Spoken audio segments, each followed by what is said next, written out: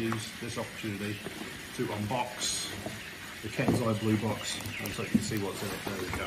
Right, so what's in the box? Okay, so in the box, what's the first thing I pull out? Excellent. So it's a pair of weighted jump ropes. What else we got here? All right, okay, so I'm not going to assemble these now, but by the looks of it, we have some push-up bars. Finally, what's this? This is a door hanger, a door stop for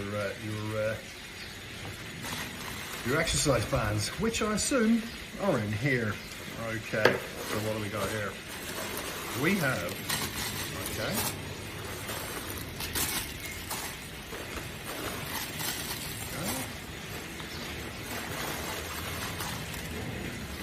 handy little carrier bag here as well. We have some very light ones, also quite light ones in purple, actually. We have some, moving on to medium now. This still looks quite light for me. Followed by what appears to be a lot stronger. And there we have it. That's the Kenzai Blue box.